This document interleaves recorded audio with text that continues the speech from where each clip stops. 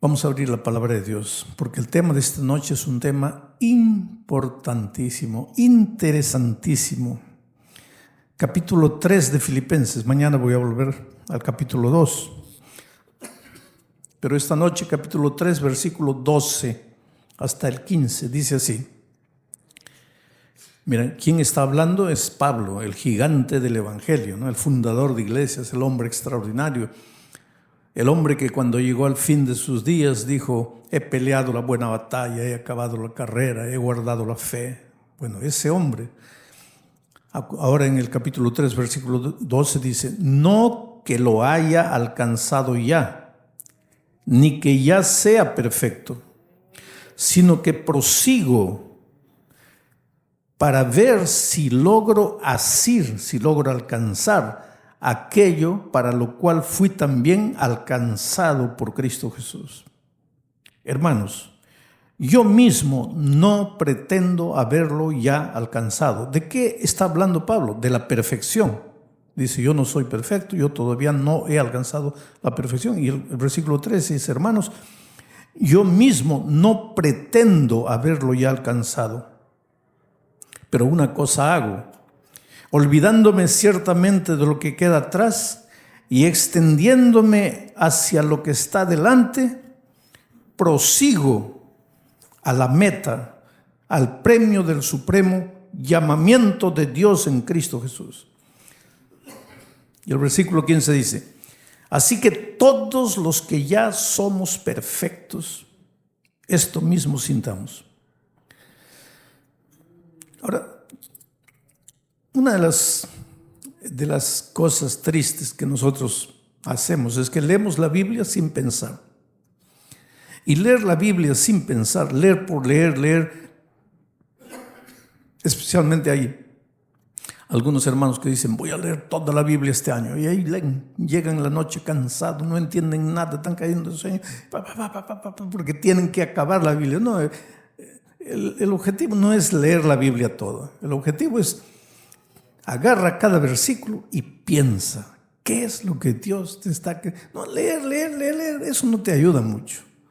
Piensa, medita, raciocina en cada versículo.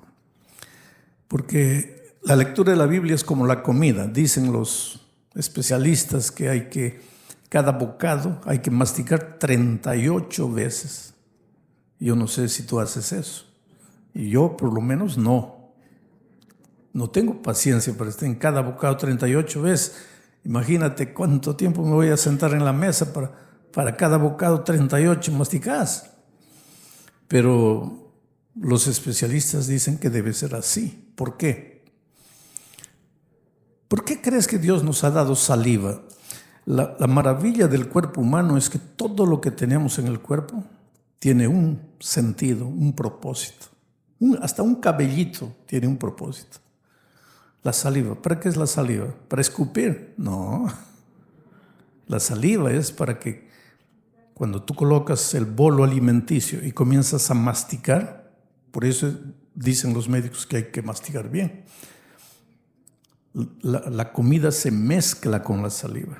¿Y para qué eso? Para que facilite la función digestiva.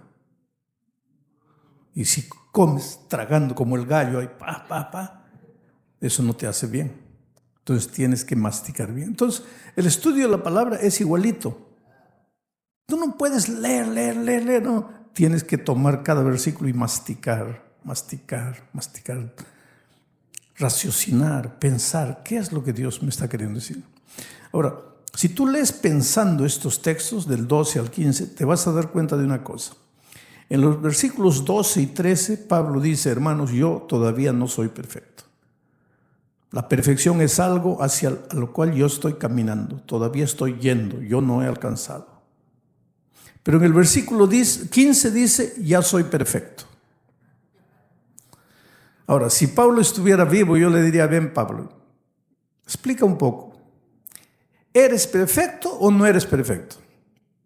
Porque en el versículo 12 y 13 dice que todavía no eres. Y en el versículo 15 dice que ya eres. Pues Pablo, por favor, defínete. ¿Eres o no eres? Y la respuesta de Pablo sería, yo soy, pero todavía no soy. ¿Pero cómo es eso?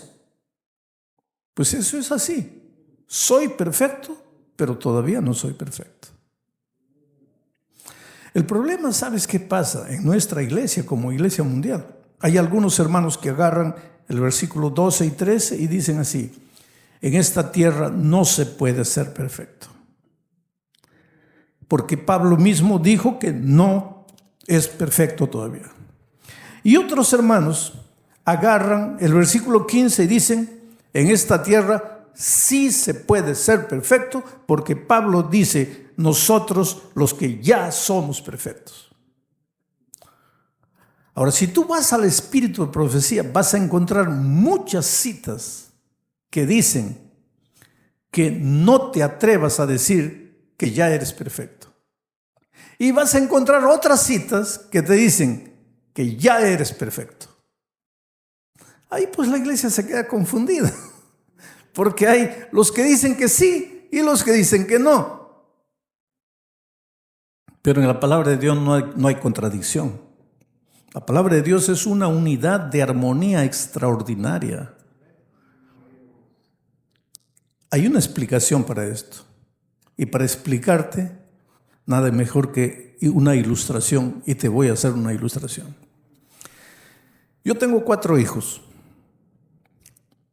Cuando mi esposa estaba esperando al segundo, nosotros trabajábamos en la selva, éramos misioneros en la selva.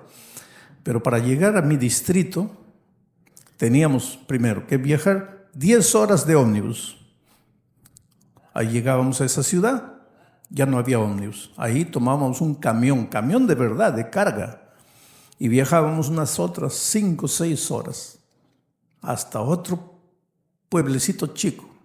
Ahí ya se acababa la carretera. Ahí teníamos que agarrar una canoa y viajar por el río hasta llegar a la sede de nuestro distrito. Ahí no había agua, no había luz eléctrica, no había desagüe, no había nada. Nosotros teníamos que bañarnos en el río, caminábamos unos 100 metros hasta el río. Cuando volvíamos a la casa ya estábamos sudados de nuevo. Era una tragedia, pero estábamos sirviendo a Dios y lo hacíamos felices. Y mi esposa quedó embarazada de mi segundo hijo ahí. No había médico, porque para buscar a un médico tendríamos que viajar de canoa, y ya no río abajo, sino río arriba, y eso nos llevaría un día, y después tomar un camión y llegar al lugar del médico. Entonces, era difícil. Las circunstancias eran difíciles, y ahí mi esposa, mientras estaba embarazada, contrajo una enfermedad llamada rubeola. Y nosotros no sabíamos, pero cuando salimos a consultar con un médico, ya mi esposa estaba con 6 meses de embarazo. Y en el histórico, pues le dijo al médico que había contraído rubeola. Y el médico nos dijo a los dos, miren, yo les aconsejo que ese niño no nazca. Porque si él nace, va a tener serias consecuencias, serios problemas. Yo les estoy hablando de décadas atrás, no les estoy hablando de ayer. Hoy día la ciencia ha crecido, ha progresado. Hoy día, a los 15 días, 3 semanas, ya sabes el sexo del niño, de todo. En esos tiempos no, eran otros tiempos, que tal vez hoy día tú no tienes capacidad de entender lo que eran esos tiempos y en el lugar donde yo trabajaba. Entonces el médico dijo, bueno, ese niño no puede nacer. Por el bien de ustedes, no debe nacer. Y ahí yo entendí lo que es el amor de la madre, ¿sabes? Porque mi esposa instintivamente se agarró el vientre y le dijo al médico, mi hijo va a nacer.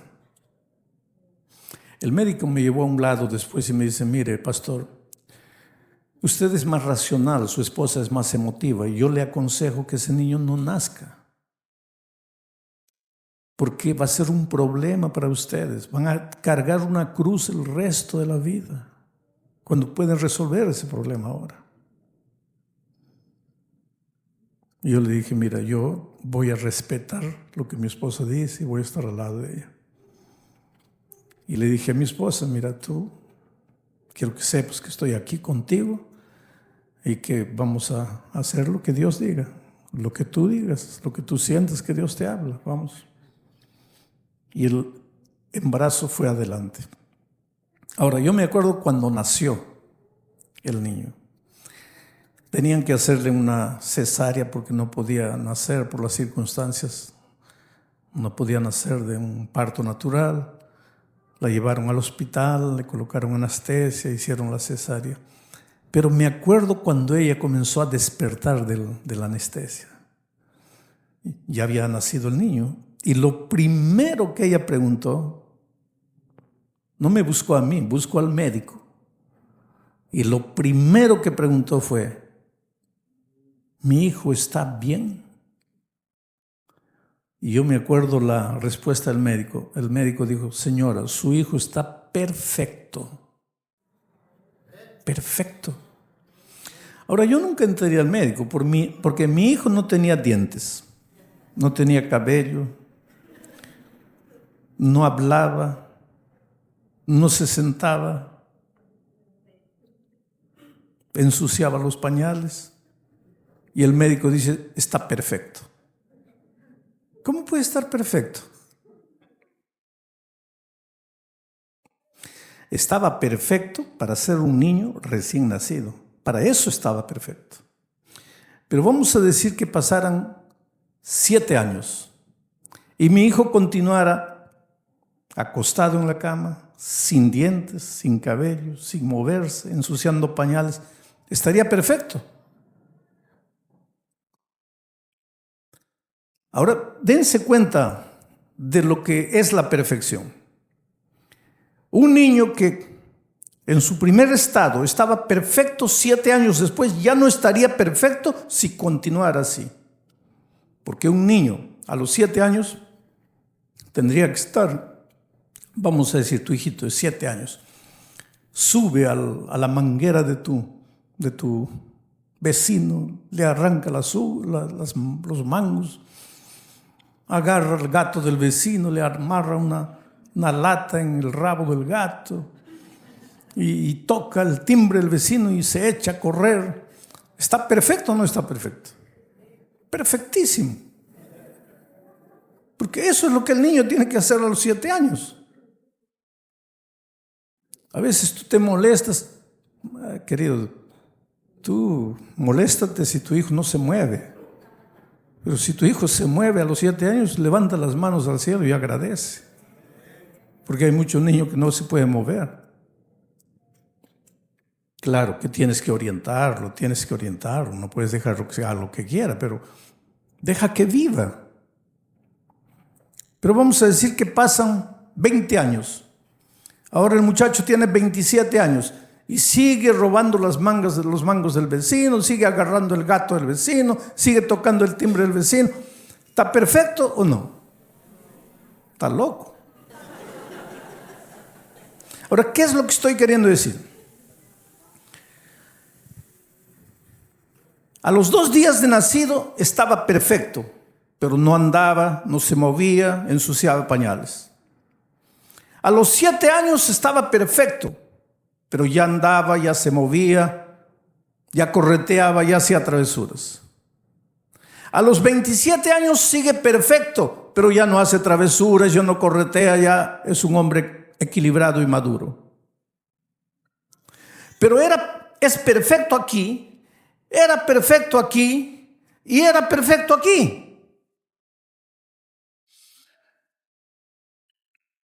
¿Qué es la perfección?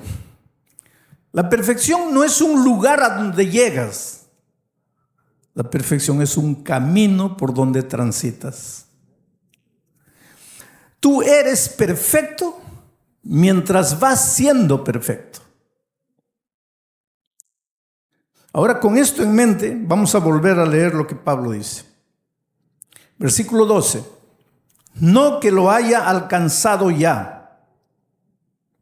Y cuando escribió Pablo esto, años después de su conversión, porque él se convirtió camino de Damasco. Ahora está preso ya al final de sus días y escribe la epístola a los filipenses. Ya no es un joven entusiasta, ya es un hombre vivido. Y todavía dice, no que lo haya alcanzado ya, ni que ya sea perfecto.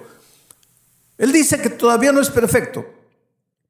Pero una cosa, sino que prosigo, dice, no que lo haya alcanzado ya, sino que prosigo. Ese verbo proseguir en el griego, en el idioma en que fue escrito Filipenses, es el verbo lambanó. Lambanó. ¿Qué quiere decir lambanar? No existe lambanar, pero yo lo estoy hispanizando.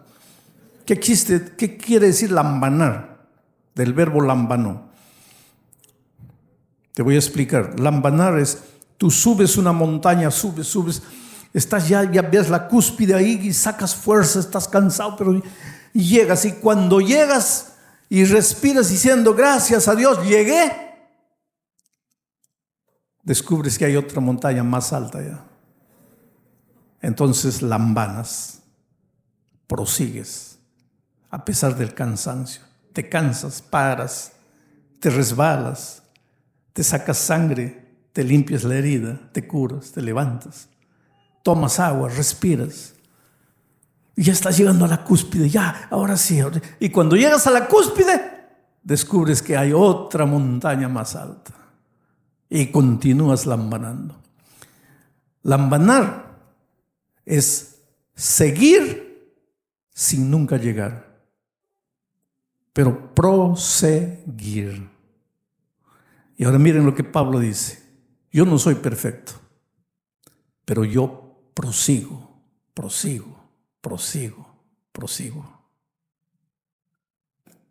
Y una cosa hago. Me olvido de lo que queda atrás. Me olvido de mis errores. Me olvido de mis tragedias. Y miro hacia adelante. Mi ideal es Cristo. No son los hombres. No miro a los hombres. No miro al pastor. No miro al anciano. No miro al diácono. No miro al que me saludó o no me saludó. No miro al hipócrita. No miro al que es bueno con los otros y no es bueno conmigo. No miro a nadie. Miro a Cristo. Y avanzo. Ese es el perfecto en Cristo Jesús. Ahora, en esa caminata no caminas solo, sino que caminas agarrado de la mano de Jesucristo. Y Él te lleva y caminas con Él. Interesante que cuando tú revises la historia de algunos patriarcas, encuentras, por ejemplo, Enoc. Enoc vivió una vida tan pura, tan santa, tan perfecta, que su biografía toda está en 13 palabras. Y tú no encuentras nada malo en la vida de Enoc. El hombre fue tan bueno, tan perfecto, que Dios se lo llevó vivo al cielo.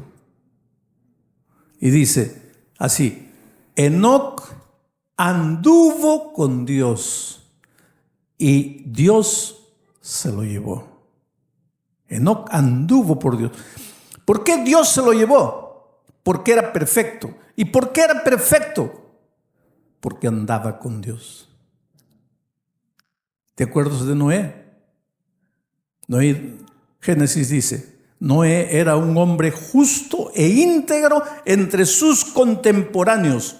Noé andaba con Dios. Ahora yo te hago una pregunta.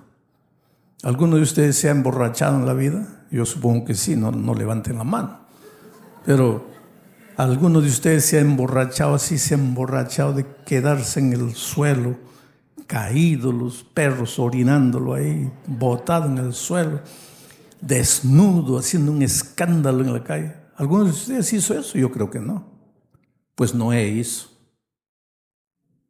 ¿Y qué dice la Biblia? Noé era un hombre justo e íntegro entre sus contemporáneos. Claro que en el momento que estaba borracho, él no era justo, porque en el momento que estaba borracho, él había soltado la mano de Jesucristo.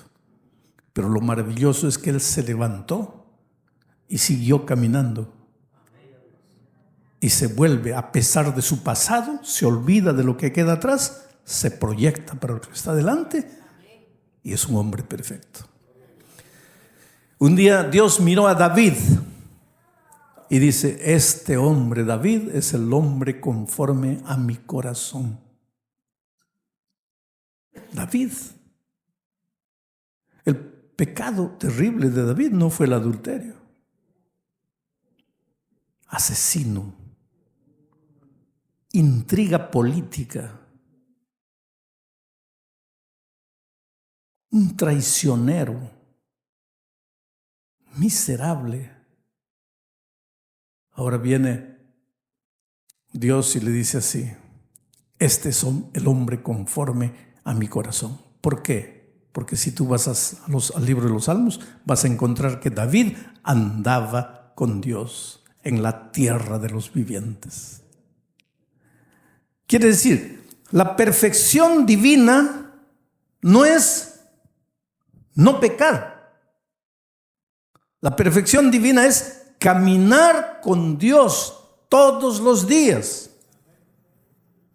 Ahora, mientras caminas con Dios, te vas a dar cuenta de una cosa: es imposible pecar cuando estás lado a lado con Jesús.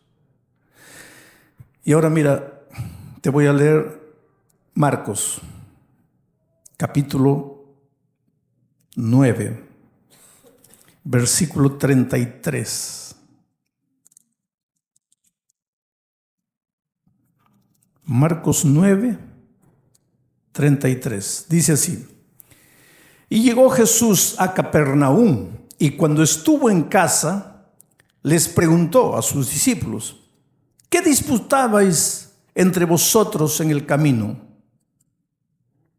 Mas ellos callaron, porque en el camino habían disputado entre sí quién había de ser el mayor. Vamos a entender lo que Jesús está diciendo aquí. Los discípulos tenían un problema, un pecado escondido. Su pecado no era tan simple como homosexualismo, adulterio, pornografía, nada de eso. Su pecado era peor. Su pecado era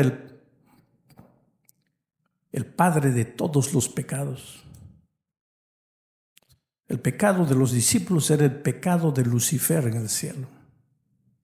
Querer ocupar el trono de Dios. La sed de poder. La sed de poder. Solo que nosotros tenemos otra escala de valores.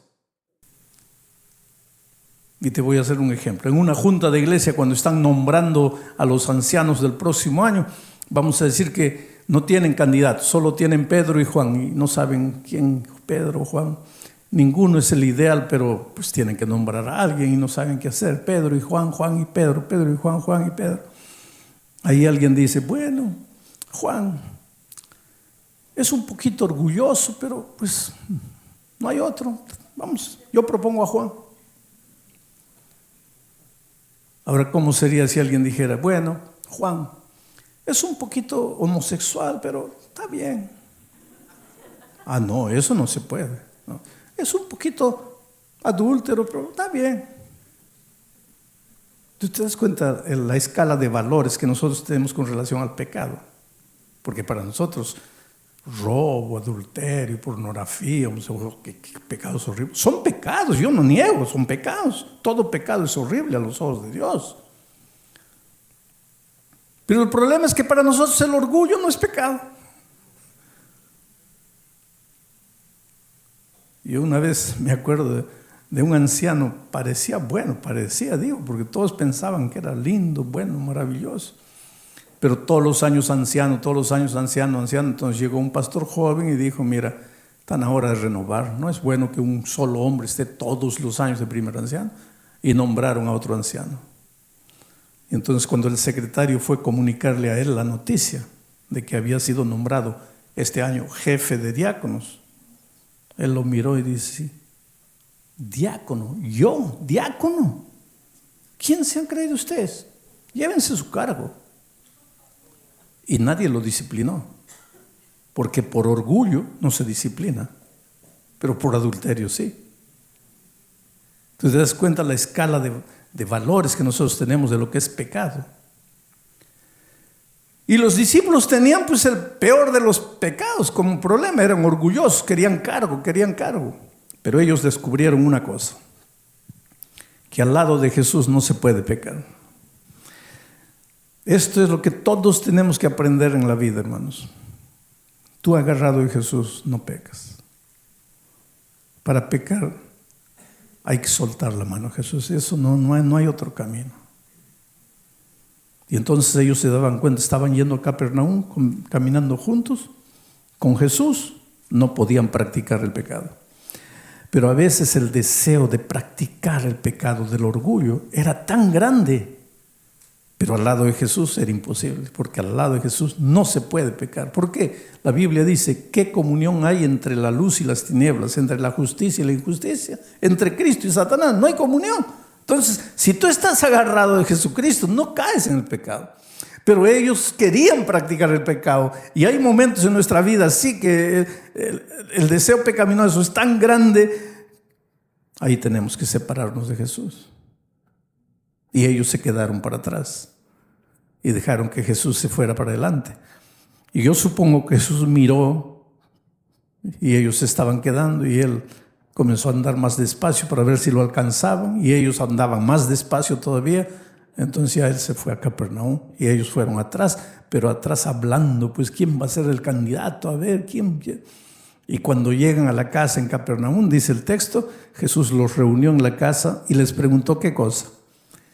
¿Qué hablaban ustedes mientras veníamos en el camino? Y ellos se quedaron calladitos. ¿Por qué? Porque en el camino habían practicado el pecado del orgullo. Entonces, ¿cuál es la lección? Perfección es caminar con Jesucristo. Y cuando tú caminas con Jesucristo, cuando tú no sueltas la mano de Jesucristo, no caes. Para caer, primero hay que soltar la mano de Jesucristo. Entonces, nuestra lucha, y ese es el tema de mañana, nuestra lucha no es para no pecar. Nuestra lucha es para no soltar el brazo poderoso de Jesucristo. ¿Y en qué consiste agarrarse a Jesucristo? Ese es mi tema del viernes. Pero si tú aprendes en la vida a no soltar el brazo poderoso de Jesucristo, no caes. Porque antes de caer, primero hay que soltar a Jesucristo. El problema es que cuando llega el momento de la tentación, ¿qué Jesús? Ni te acuerdas de Jesús. Tú comienzas a concentrar tu fuerza en ti. No voy a caer, no voy a caer. Y aunque no caigas, si tu victoria fue por tu fuerza y voluntad, es trapo de inmundicia. No es la victoria de Jesús, fue tu victoria. Un ateo que no cree en Dios puede ser fiel a su esposa toda la vida, ¿sí o no? Entonces, ¿para qué necesitas de Dios? Pues es que vivir una vida correcta sin Cristo es moralismo. El moralismo no es cristianismo. Nosotros tenemos que aprender a vivir vidas correctas, pero en Cristo y con Cristo, no como fruto de nuestra fuerza de voluntad. Nuestro gran desafío en la vida es aprender a caminar con Jesucristo. Y ahora te voy a contar una experiencia para probarte cómo esto funciona en la vida diaria. Cuando yo era pastor de iglesia hace muchos años, porque yo infelizmente fui pastor de iglesia solamente 5 años. Digo infelizmente porque no hay trabajo más sublime que el pastorear una iglesia. Son los años que más aprendí y más aprendí a depender de Dios. Pero infelizmente pues la iglesia me fue llevando por otros caminos y solo fui pastor de iglesia los primeros 5 años de mi vida. Pero yo trabajaba ahí en la selva donde les digo y tenía 35 congregaciones esparcidas por la selva. Había una ciudad a unas 10, 12 horas de camino por la selva que se llamaba La Florida. Era una colonia pequeña. No eran indios, no eran nativos, eran colonos, plantadores de café. Pero teníamos un grupito ahí, un grupito pequeño. Y lo curioso es que solo había un hermano capaz de predicar y capaz de organizar y dirigir. Quiere decir, si ese hermano no existiera, no habría cómo llevar adelante esa pequeña congregación. Porque él era el único que predicaba. Todos los días que había culto, el único predicador era él. Los otros no sabían predicar. Y el único que sabía coordinar, sabía dirigir, era él. Solo que este hermano tenía un problema. Era un pobre borrachín. Entonces, cada vez que yo llegaba, los hermanos corrían a contarme la noticia. Pastor, se ha emborrachado de nuevo. Y este pobrecito no era de los que se emborracha y nadie se da cuenta que se ha emborrachado, sino de esos que caían en el suelo. Y hay un dicho que dice, pueblo pequeño, infierno grande. Lógicamente, en el pueblo todos sabían que se había emborrachado porque el tipo caía en el suelo. La familia tenía que venir, recogerlo, cargarlo borracho a la casa. Y lo peor, como era el único que predicaba, el pueblo pensaba que él era el pastor de la iglesia. Entonces decía, mira el pastor de los adventistas. Un testimonio pésimo, ¿no? Entonces cada vez que yo llegaba, los hermanos corrían, pastor, tiene que sacarlo. Le digo, está bien. ¿Tú vas a dirigir? No, yo no. ¿Tú? No. ¿Tú? No. Entonces, ¿quién va a dirigir? ¿Sabe que hubo un momento en que yo tenía un dilema? O dejaba a un borracho dirigiendo el grupo o cerraba el grupo. ¿Qué harías tú? Pues yo me arrodillé y dije, pues Dios mío, si un día un burro predicó, ¿por qué un borracho no puede predicar? Y lo dejé al pobre borracho. Pero él mismo no quería. Él decía, no, pastor, yo traigo vergüenza a la iglesia, no. Pero decía, pues no hay nadie más, solo tú. Pero pastor, es que no puedo, pastor. No, tienes que seguir. Y un día visité la ciudad y un hermano me encontró cuando estaba llegando, pastor, creo que usted no nos cree, pero ahora Dios lo mandó, porque en este momento está borracho. Ahora sí usted nos va a creer. ¿Dónde está? Está en su casa. Y fui ahí, la esposa me abrió. Oh, pastor, está borracho. ¿Dónde está? Está en el dormitorio. Llámalo. Y sale el borracho. Y realmente estaba borracho, que no podía pararse en pie. Y cuando me vio, pues vino todo hablador. Él era calladito, pero ahí borracho hablador, ¿no? Y viene, oh, pastor, ¿cómo está? Y llega a mí y saca la correa. Y pues yo pienso, este borracho y me va a atacar, ¿no? Pero me quedé parado ahí, ¿qué va a hacer? Sacó la correa y me entrega la correa. Y me dice, pastor, castígueme. Deme 100 chicotazos, 100 latigazos, 100, pastor.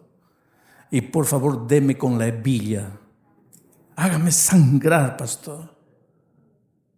Y llorando ese pobre hombre me dice, pastor, a ver si así sangrando, a ver si con dolor aprendo a no beber.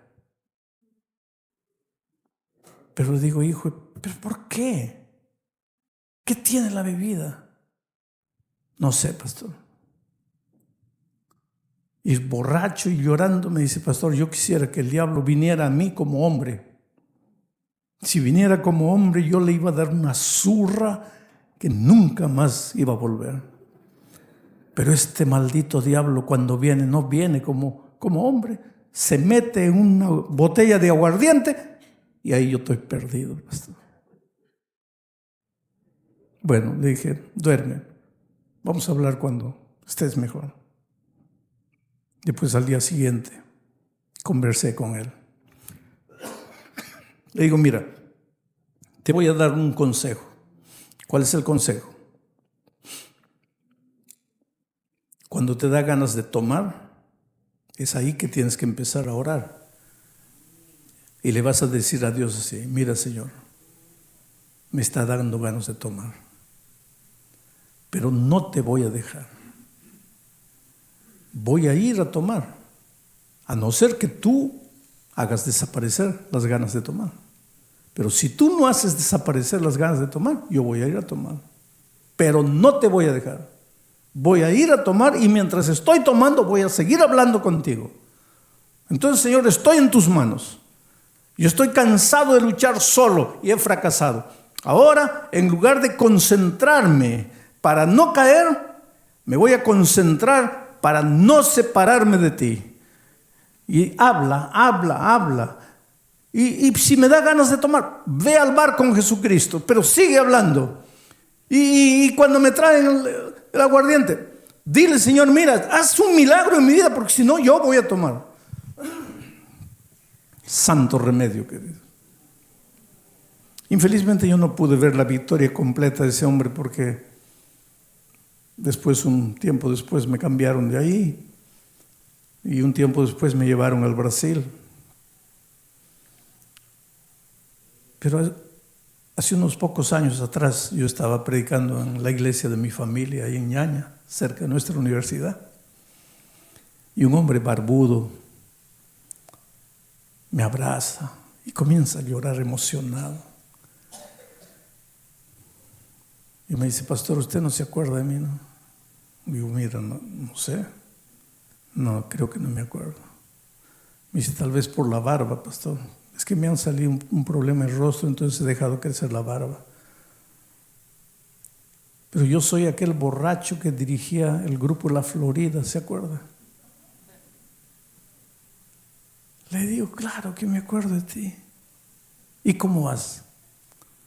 Hace años, pastor, yo he vencido completamente la bebida. ¿Y cómo venciste? Me dice: ¿cómo vencí? ¿Usted no se acuerda de la receta que me dio? Yo fui, pastor, así. Ya estaba con el aguardiente en la mesa, pero no cortaba la comunión con Cristo, y le seguía diciendo: Señor, mira, si tú no haces y de repente desapareció las ganas de tomar. Hoy día entendí el secreto de la victoria. Ahora es interesante que en la epístola de Pablo a los Filipenses, en el capítulo 1, en el versículo 21, miren lo que dice, porque Pablo también aprendió el secreto. ¿Se acuerdan que Pablo en Romanos 7 dice: no entiendo mi manera de ser, porque quiero servir a Dios, pero no puedo, porque me voy para el otro lado, que no sé qué hacer, miserable hombre de mí? ¿Quién me...? Ahora, escribiendo a los Filipenses, ya está un hombre victorioso, pero todavía dice: no he alcanzado, estoy siguiendo. Pero él dice así: porque para mí el vivir es Cristo y el morir es ganancia. Ahí estaba el secreto de Pablo. Mi vida es Jesús. Mi vida es Jesús. Si yo lo suelto, no soy nada. Entonces me agarro de él. Si tú estás luchando con algo en tu vida, querido, y no importa lo que sea, sigue el consejo que siguió este borrachito. Por más que la tentación sea dura, grande, dile: Señor, mira, yo no puedo. Pero hasta el pecado voy a ir contigo. Pero en ese camino tú vas a ver lo que va a suceder en tu vida. De repente, y ya eres victorioso. Solo que esa victoria no es tuya. Esa victoria es de Jesús. Esa justicia no es tuya, porque tu justicia es trapo de inmundicia. Esa justicia es la justicia de Cristo. Eso es lo que Pablo dice cuando dice: ya no vivo yo, Cristo vive en mí. El día que tú descubras, el día que tú logres hacer de Jesucristo el Señor de tu vida, el día que tú te despiertes y pienses: Jesucristo, Y cuando llega la hora de comer, Jesucristo. Y cuando llega la hora de dormir, Jesucristo. Entonces has descubierto el secreto de la vida cristiana. Pero yo quiero terminar el mensaje de esta noche diciéndote una cosa. La experiencia de ese borracho puede ser tu experiencia. Tal vez tú no eres como él, no eres un borracho perdido, acabado, que cae en el suelo. Pero si tú eres un ser humano como yo, debes tener tendencias que no te dejan ser feliz. Y muchas veces debes caer aunque nadie conozca y nadie sepa. Pero Dios te ama y Pablo te dice, yo también como tú fallé muchas veces, pero me olvidaba de lo que queda atrás y miraba hacia adelante al premio de la soberana vocación. ¿Eres perfecto? Todavía no. Pero sí eres perfecto si estás de la mano de Jesús. Pero todavía no eres perfecto comparado con la estatura del varón perfecto. Es como el niño. Todavía no es un hombre maduro de 25 años, pero va yendo, caminando hacia allá. Por eso, cuando Cristo venga, seremos como Él es, porque le veremos como Él es. Hasta ese día, camina y camina. Hay gente que me dice, pastor, yo me voy a bautizar, pero cuando haya aprendido a andar en la vida cristiana. ¿Cómo que cuando hayas aprendido a andar? Vamos a decir que un niño está en el vientre de la madre ya 9 meses y no quiere nacer. Y el médico le dice, oh muchacho, ya 9 meses ya. Y él dice, no doctor, yo solo voy a nacer cuando aprenda a andar. ¿Cuándo va a nacer? El niño no tiene que nacer cuando aprenda a andar. El niño tiene que nacer para aprender a andar. ¿Y por qué en la vida espiritual tú? No, yo me voy a bautizar, pero cuando aprenda a andar. Tú tienes que nacer en Cristo a través del bautismo para aprender a andar en Cristo. Y así mismo no vas a aprender en 1 mes, ni en 5 meses, ni en 10 meses. ¿Acaso después de haber nacido tú no te has caído un montón de veces?